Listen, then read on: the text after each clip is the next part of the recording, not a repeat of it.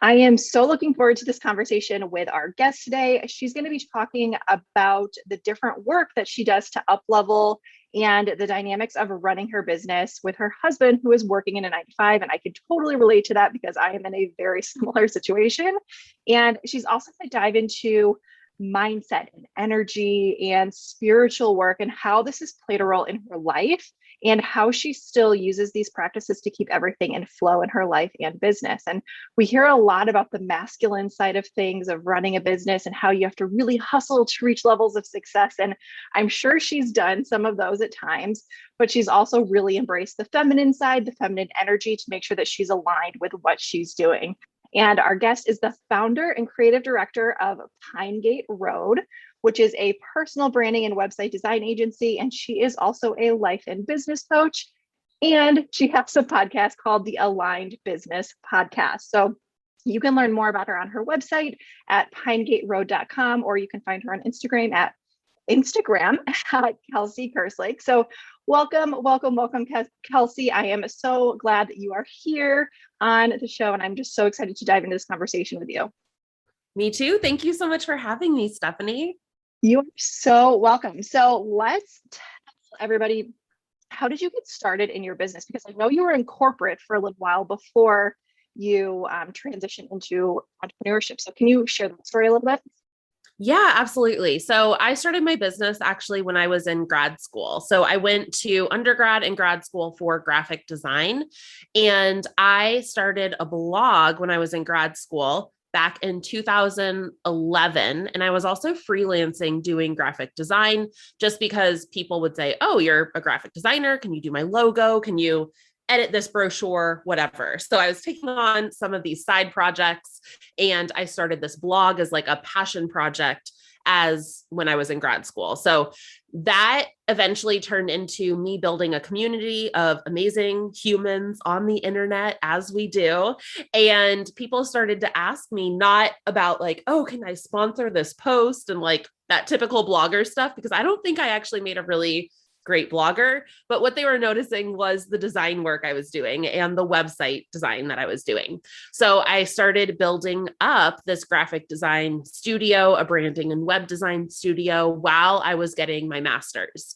And while it was making some substantial income, like I was able to, afford nice dinners or just things that a college student wasn't normally maybe able to do, and it was supporting my life, I didn't think that I was actually able to take it full time at that point. And I didn't even know if that was the business that I wanted to run long term. It kind of happened by accident. I was growing basically because I was one of the first people on Pinterest. I think I was a beta tester way back when. And so I was like one of the only like hand lettering people on Pinterest, like way at the beginning. So I was growing by accident, like just because of that, and then blogging. And it was just this like kind of accidental fun design hobby business. And so I went into corporate. I went to American Greetings to work as a hand lettering artist and a stationery and sticker designer. And I worked there for 3 years while building this as a side hustle. And it took off more than I thought it would. And about 3 years in, I knew that it could sustain me full time. I had built up some savings, and in 2016, I took it full time. Oh my gosh, I love that. And we actually haven't talked about this, but my background is also in graphic design too. Oh, cool. That's what I went to school for. And I actually started selling design, like custom prints in an Etsy shop, but like drastically undercharging, like $5 per print, as most people do. Oh my gosh. I was charging like $300 logos, which some people like still are doing that kind of thing. But even back then I was like, I don't have all the time in the world to design this. Like that's never going to sustain me. So it was more this like fun extra income at that time. Mm-hmm. Yeah, for sure. And what you were saying when you're like, oh yeah, people are going to come and ask you to design this and that, that's so accurate. I still have people coming to me today, like years and years later, asking me to design websites for them. I'm like, I haven't done that in so many years. Yeah. Why do people just assume? It's like, kind of like if you have a pickup truck, like everybody is going to ask you if they can help you move, when that's what I like in it too. Yes. But that's so funny. Also, love that you got started on Pinterest in the very beginning. I'm sure that really helped your business blow up, because hand lettering. I still go on Pinterest to look up hand lettering things just because I love to look at it. It's just so pretty. Yeah, I haven't posted really strategically on Pinterest. I do have a course that is from like a long time ago. But I haven't really kept up with my own strategy, but people still find us. It's like the gift that keeps on giving. Things that I pinned 5, 6 years ago, people are still finding and coming to our site from. And it's really a cool thing that even if you do it really like a big part, even for a couple months, like it'll work for you for years down the line. It's pretty cool. For sure. Yeah. At the time of recording this, we're actually getting ready to put our Pinterest strategy into place. And I'm so excited for it because like, Yay! yeah, like an actual strategy, because like you, like I have some like old blog posts out there that still get people, but it's not strategic. So yeah, Exactly. Pinterest is great. It's on my to-do list. It has never been like the priority for us. So yeah, I'll have to do it soon too. Mental Yeah. note here. Right, exactly. And if you're listening to this and you're not on Pinterest, make a mental note to hop on Pinterest at least some point in your business, because it really does provide a lot of lead potential. Exactly. Even if you're doing it very inconsistently. So it's Yeah. kind of nice. Yeah. And you could even like use something like Tailwind to automate a lot of that for you too, which we love automation over here. So Me too. yeah, yes. So I want to talk a little bit about, when did you find out? I don't even know if find out is the right word, but like, when did you discover like the feminine side, like feminine energies, I guess? Did you discover that while you were in corporate, or is that something you kind of were turned on to after you started your business? Well, I I should say don't, went full time in your business.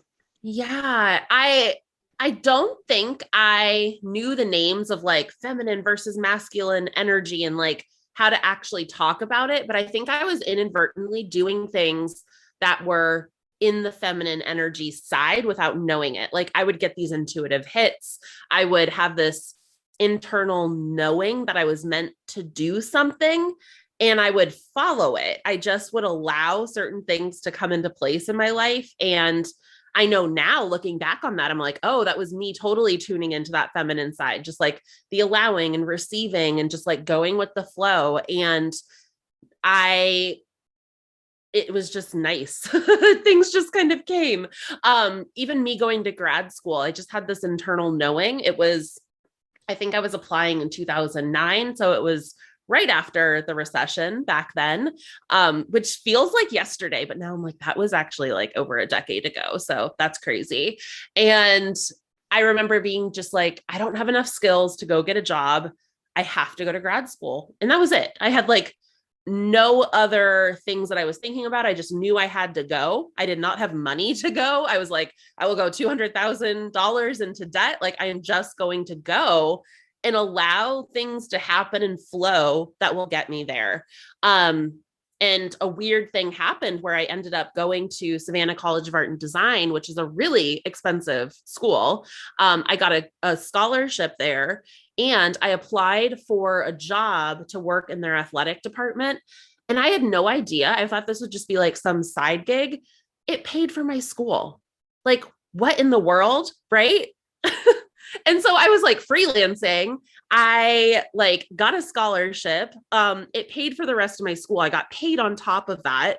And also weirdly, this is not happy, but like my grandma passed away that spring, but I'd already made all the plans and decisions and she left me some money that kind of got me started that like first year too. And I was like, I graduated debt free thinking that I was going to go $200,000 into debt. And I know that that is like one of those things where it's like, when you follow that knowing, things just happen to work out. And back then I just like, was like, oh, of course that's going to, not that is going to happen, but I just knew that that was what I was meant to do. And I was willing to take on all of the quote unquote risk or the debt and like hustle to make it work. And when I just decided fully in my body that that was what I needed to do and allowed things to fall into place, they really did. And that's one of those moments I was like, looking back on now, I'm like, ooh, that was the feminine energy. And I didn't know it. Yeah, for sure. It's so funny. Like you can physically feel it in your body. I don't know about you, but like the gut feeling, the gut, that's how I know my feminine energy is like working because I Yeah. have that gut feeling. I don't, do you feel it in your body anywhere? I feel a lack of anxiousness. So I actually am a pretty anxious person. I'm clinically diagnosed with anxiety and all of the things. And so one of the key feelings that I look for in life is peace. And so it's not this like need or desire or want, it's this like peacefulness. And I can kind of feel this like my shoulders relax, like my brain isn't spinning. It's kind of this like lack of the anxious feelings. And I can definitely feel that relaxation and peace in my body for sure. Yeah, I love that. Okay, so I have two things, and I don't want to forget to talk about both of these. So the first one I want to ask you about, have you ever felt kind of called more towards that masculine side, like the hustle side, or have you always kind of identified more in that feminine energy? I think once I knew about the feminine energy, I definitely was seeking that out more. And I feel like I've kind of ebbed and flowed. And I don't know about you, Stephanie, but like I have followed, it's like I have these moments in my life and my business where I'm ebbing on one side or the other. And most recently, I'm going to go back a little bit. So I grew my agency to a point where I was able to take maternity leave and basically not go back in the business.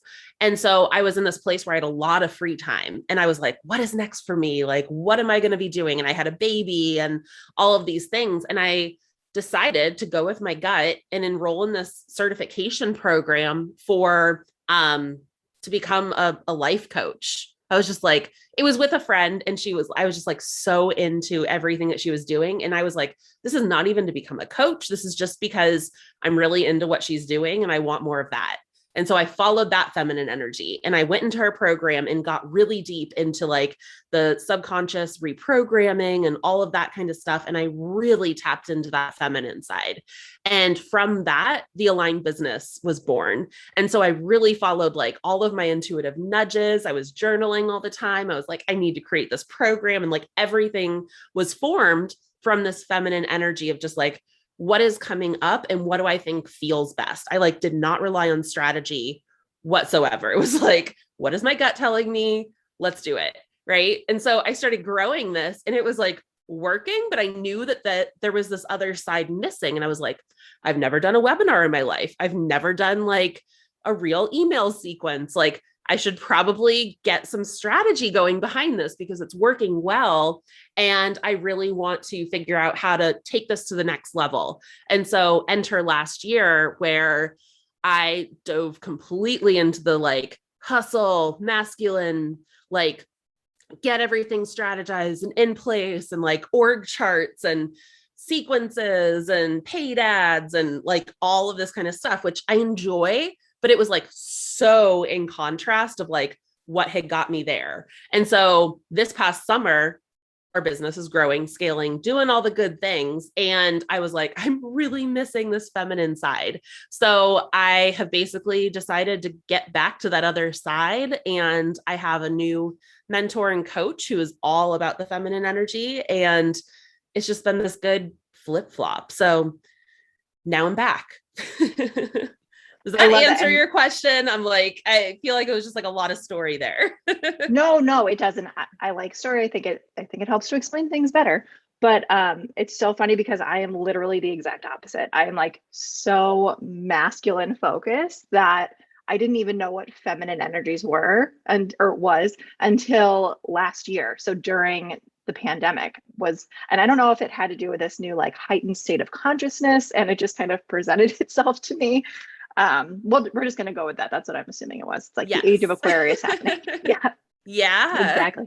Yeah. So it's so interesting to hear from people who were the exact opposite because I didn't even know that was possible. So like it really goes to show you can build your business either way, but I don't know about you. Do you think that the energetic spiritual side it's easier? Yes and no. Like you got me with that question because here's the thing. I think the masculine side, you can follow a list. You can be like, here's the strategy. Here's what I know I need to do. I'm going to like sit there and like click off my boxes of like how to do stuff. And the feminine side is like harder to tap into because as society, we are a capitalistic, patriarchal, masculine energy based society. So that is the norm. And so I think a lot of people go towards that. If you're completely in your feminine, you're like anti society at this point in our existence, right? And so I think that that can be harder, but it's always what felt right to me. And I'm a big feelings person. And so I had to always choose what felt best for me instead of what strategically made more sense. Yeah, no, that's so interesting. And I do agree with you that I don't think one is easier or harder, because once you start to go like inside and deal with a lot of the crap that has basically been stuck inside of you your entire life, I don't know, I think that's harder for me personally, to kind of like work through all of those demons that I've been avoiding for such a long time. Yeah, it's definitely deeper. It's more emotional. You have to spend some time like digging into your own things, and you don't actually have a guide or a roadmap to follow. And I feel like when you're in the masculine side, you can be like, you know, do this like 100 things that you're going to hustle through and make it happen. And then on the feminine side, it's like, let's journal and see what like deep rooted blocks you have in your subconscious and what might be coming up and how you're getting triggered. And it's like deeper and emotional and harder. But then like this other side is like efforting harder, like thinking and taking the time and energy. It's just like they're both necessary and both hard and easy in their own respect. Yeah, no, that's such a good way to explain it. And yes, like sitting down to journal instead of sitting down at your screen checking off a checklist are two very different things, but also, like you said, Yeah. very necessary. Yeah. I do have another question that I want to ask before I forget, but do you have anything that you do now that helps you kind of like tap into that inner knowing? Like, do you have any daily routines that you go through? So I try to journal every day. I'm not the best. I'm like kind of it's something I force myself to do, kind of like working out a little bit. Like I know I have to do this to feel good, but I don't like it. So I do that a lot of times just to like kind of get to those deeper things that might be uncovered. I meditate most days. And then I actually have a self-care coach that I've been working with, or breathwork coach. She started as my self-care coach, and I've been working with her for years. And we do tarot and we do breathwork together. And breathwork has been a game changer for my life, because I don't know about you, but I feel like for me, some of the things that have held me back have been more like these micro traumas in my life. Like I've had a very blessed and privileged life, like when you put it on paper and all of the things, but like in my brain, I have a lot of these like triggers and reactions and ways of thinking about things that were almost these things that I just experienced throughout my entire life that I'm trying to work through that are actually holding me back. And breath work, I think, was really, really helpful for some of those micro traumas. I guess I'm calling them micro traumas because I'm like, I've not had these like on paper crazy traumas. But for whatever reason, I've had a lot of things that breath work has pulled up and allowed me to release. And it felt like I've tried traditional therapy, and it felt like breath work was almost like 100 therapy sessions. And I didn't have to sit there and explain my whole past and dive into it and figure it out. It was able to kind of like bring up these experiences, allow me to feel through them and get to the root of the problem and have that knowing and learning from them in a 45-minute session. And I feel like that probably would have taken 10, 100 sessions in traditional therapy. So that is something I do at least every other week. And that has been life-changing for me. That's so great. Can you, for people who aren't familiar with breath work, can you just explain what that looks like? Just like what a session looks like with somebody. Yeah. So I work with Amy Koretsky, if you want to look her up or know her, I don't know. But so I've only worked with her for breath work. And so what we do is it's actually like a moving and active meditation. So you go through the series of breaths. She has a 3-part breath, and you basically just do it over and over and over again. And I think the science behind it is that it like hyper oxygenates your body. And so when you're doing this, you're laying down, she's usually we're listening to music, she's guiding me through it, almost like I was in sports growing up. So she's kind of like that coach being like, do this 10% harder, like feel into this, blah, blah, blah, like kind of guiding you through this active meditation. And what it really does is it allows you to get out of your head. Because you're doing this breath, you almost can't think. It gets you out of that spinning, anxious feeling and allows your body just to almost take over. And so we do this for actively for probably 30-ish minutes. And then you have this resting period afterwards. And during the session, sometimes I used to get like my hands would clamp up because there was like so much energy moving through my body, and I would get like tight, and I don't know, everybody has their own unique experience. A lot of times I break down crying, or like you have to feel like you're screaming. I know it sounds really intense, but you're just like getting all of this energy out of you. It's crazy.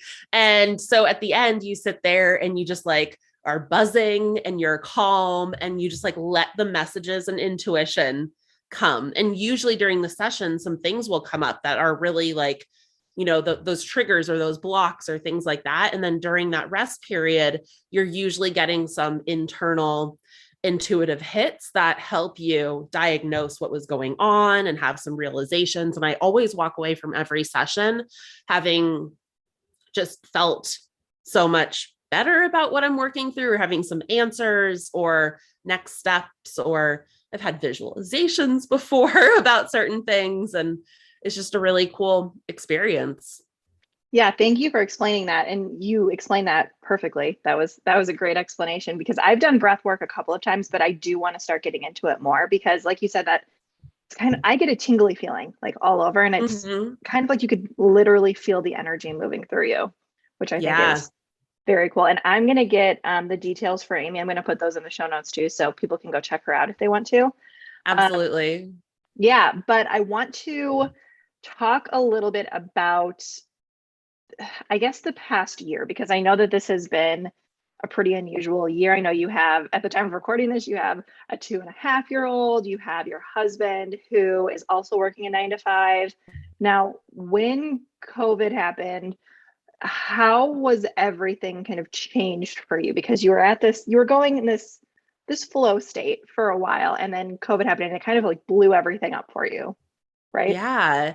So I was at this point in my business when COVID hit, where I had just launched my Align Business Academy, which is like my evergreen 12-month program.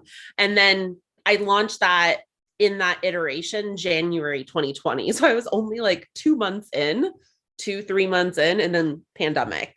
So it was interesting because I had actually created the Align Business Academy so that if I needed, I would only have to work 2 hours a month.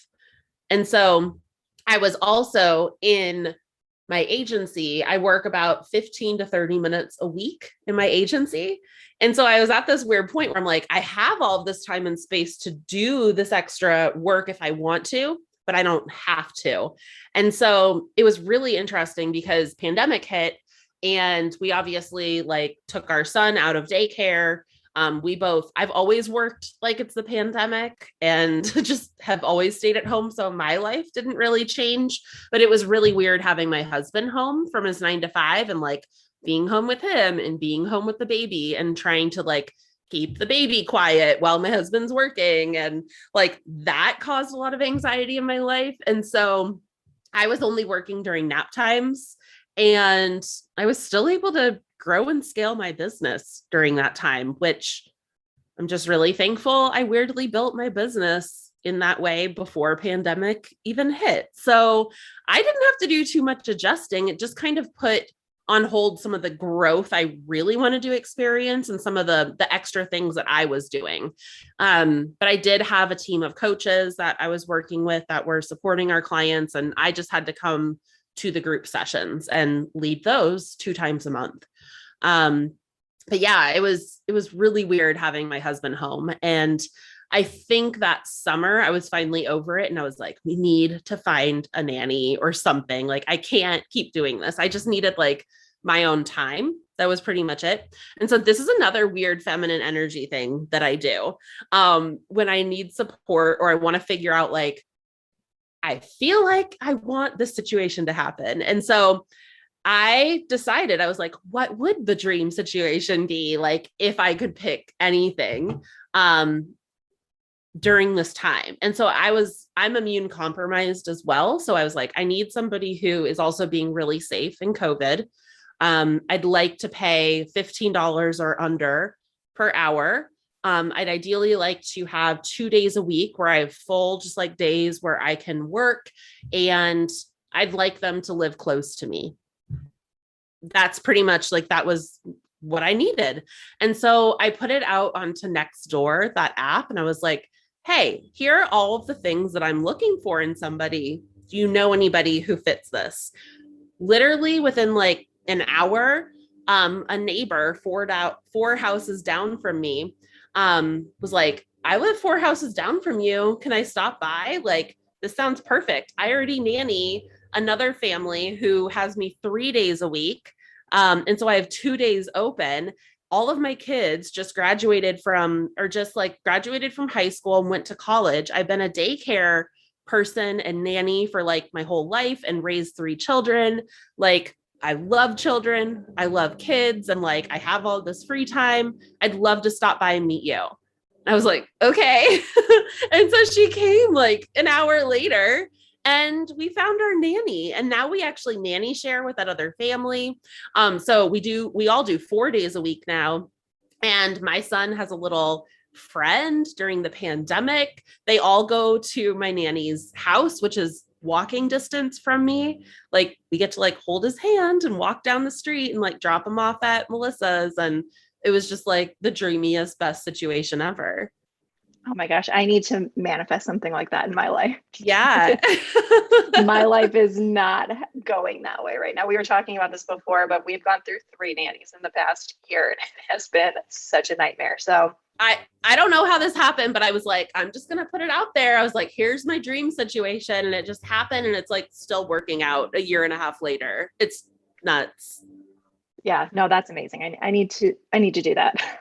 Be very intentional with that, because if there's any moms listening, you understand the struggle of raising, well, we both have toddlers, but raising any age child, especially if they were at home during the pandemic. Now I know a lot are back to school, but regardless of the age, it's not easy, especially if you're trying to grow your business on top of it. And I think sometimes we think that there's only certain things available. And so one of the things I'm always challenging people to do is just like, have no rules. Let's like dream up a dreamy dream situation. Like, what would that be? Right. And then you just like ask people. You have to like put it out there somewhere and in a place where people can see it. And usually, in my case, I guess I've found people where this works out. And even when like my lead coach on my team has a 5-year-old and a 1-year-old, and she did something similar where I was like, just figure out what a dream situation for you is. And she actually was like, I think having like a pod of kindergartners for my child would feel like the best situation ever. So she put it out there also and found somebody, I think a kindergarten teacher who's doing a pod with her family, and somebody else to like, she got some weird situation. It was like all of these pieces work together. And so I was like, just do the same thing. It's like, I don't know. It works when you figure out what it is that you want. For sure. So there's your action item for today. Yeah. Figure out what you want, ask for it, and then put it out into the world. Yeah, I think that's great. That's a great tip. Now I don't know if you want to share this or not, but I'm just mostly curious for myself. Do you have any goals of retiring your husband or getting him out of his 9 to 5? Yes, absolutely. Yeah, I do too. So I love to hear about that from other people. Yeah. So I'll get real specific. The way we've been working it so far is that my husband, in order to feel like super secure leaving his job, wants to have $2.3 million in the bank, and we can, in case of emergency, live off of the interest of that to like pay his salary until the end of time. I know that sounds kind of ridiculous, but it's also like what we're going after. And so that's our goal. I'm hoping to be able to have that in the next couple years, 5 years max. And my husband and I like have always talked about this because I'm the one that's really passionate about my career and what I'm doing and how it's impacting the world and all of those things. And he's like excellent and loves his job. But at the same time, he's like, I could do any job, or like, I could be at home. He's not this like, must be in this career because it's my ultimate passion. He's like, this career feels good. I'm good at it. And it makes us money that helps us survive. And so at the end of the day, he's like, if we have that, I'd feel really good, like not working and being the stay-at-home dad and raising our kids and even homeschooling or whatever he would do. And so that's something from the beginning, we've actually talked about this before my business even really got going and I was working in corporate. That was always kind of the plan. And we actually just took a trip to Vegas this past week and we were talking about this again. And he just like turns over to me, and my son's name is Carter, and he goes, Carter and I are waiting. Like, he's just like, come on, Kelsey, like get the money in the bank. Like we're waiting for it. And so he's really supportive about the whole situation too. So that's what we're working towards, as crazy as it sounds. Like we probably would be able to, like if he lost his job tomorrow, like we would be fine. I would take over. Like that would be the situation, but to feel the most secure going into it, that is the goal that we have. That's a lofty goal and I love it. I'm obsessed with it. Our goal is nothing like that. I'm just going to be very honest. We just wanted to have like at least a year in savings of my husband's salary. So we're not at the 2.3 million, but my husband is also a nurse. So realistically, if he needed to go back to work, he could get a job literally anywhere because they're always hiring nurses. That's awesome. So my husband's in healthcare as well, but he's in the business side, but I'm like, he could also go get a job probably very easily. So it's like, it's possible, but we're not. Yes. No, that's really, really true. So yeah, we could do it. I just don't think we're like secure in the reality of what it would look like if we did it today. For sure. It's scary. And it's honestly something a lot of people don't talk about because it's not something that society tells us to do. It's like, it's okay if the woman stays home, but for a woman to retire her partner, that is, people don't do that. Like that's very taboo. And I'm sure he would still do something. I'm like, I don't know if I like the word retirement on either end. This is something I've been thinking about. I'm like, can't we just like live the life that we love and have the money that supports us wherever that money comes from? Like, shouldn't all of life be like one retirement? Like, I don't think I ever want to retire either.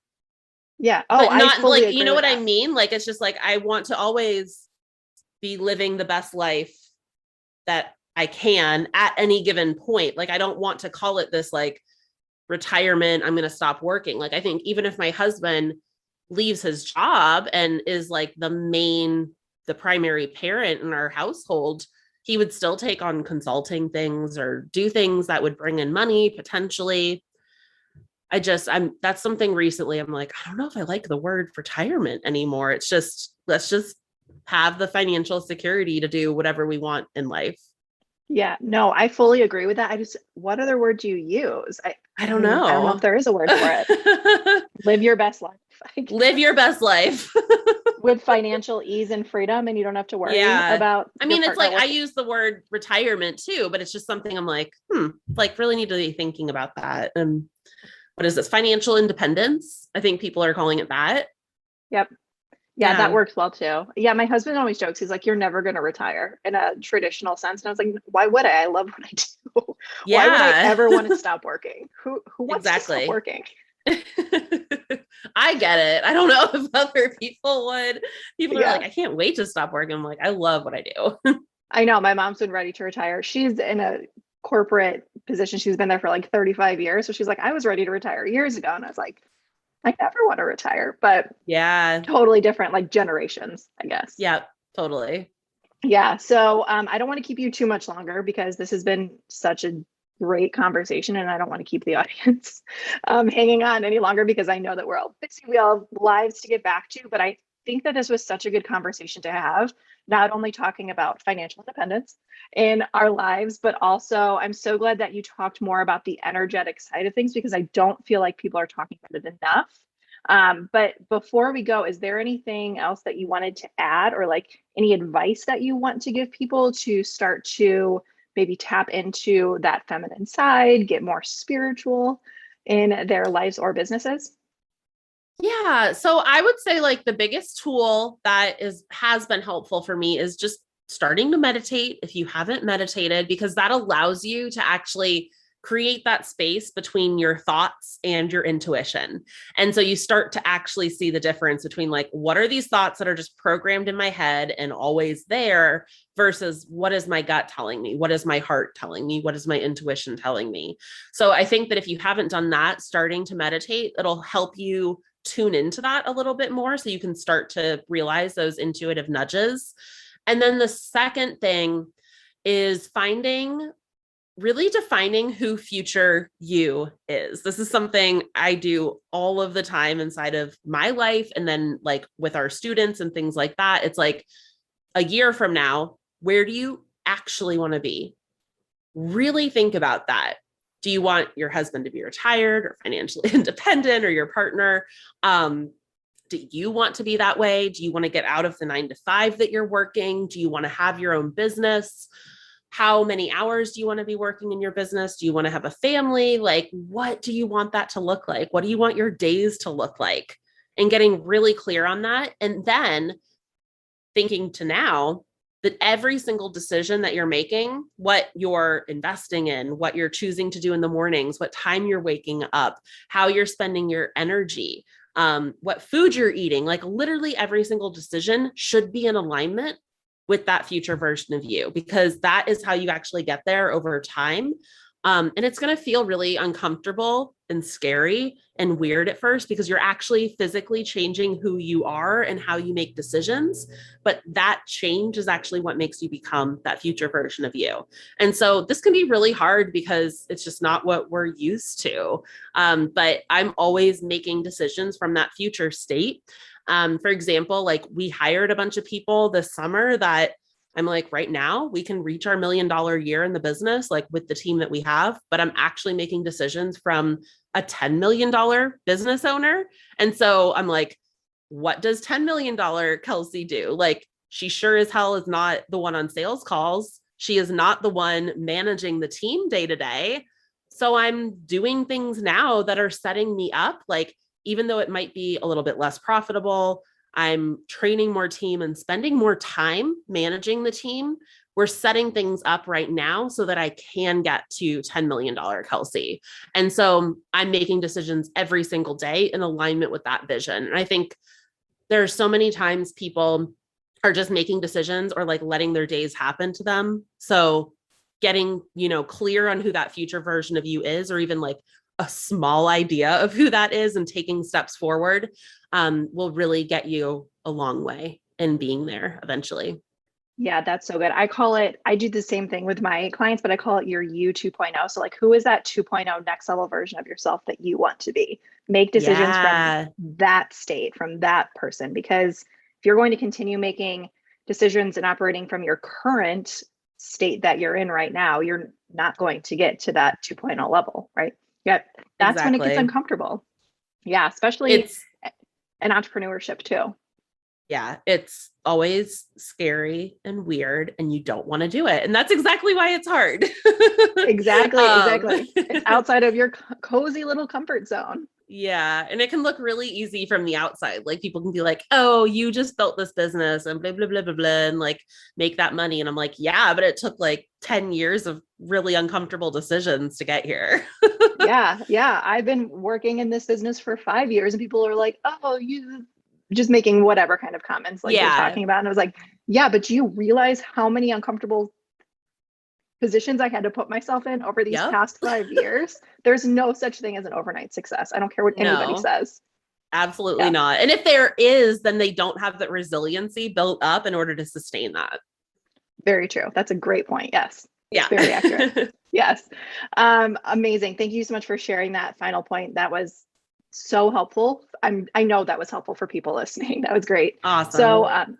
I know I shared your website earlier. It's pinegateroad.com. And then your Instagram page is Kelsey Kerslake. So should people contact you on Instagram? Should they go to your website? Where's the best place to connect with you if they want to just Yeah. talk, have questions?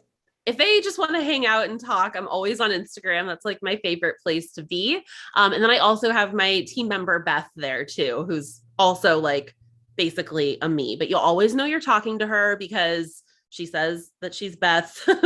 But like that is the best place to get in contact with me or my team and just to say hi and ask questions. And yeah, I'm pretty much addicted to being on Instagram, which Yeah. is a thing. Yes, same. I feel like pretty much everybody listening is addicted to Instagram. So Yes. that's perfect. Go talk to Kelsey on Instagram. Go say hi to her or Beth or both. And thank you again for being here, Kelsey. This was such a good interview. Thank you, Stephanie. This is awesome.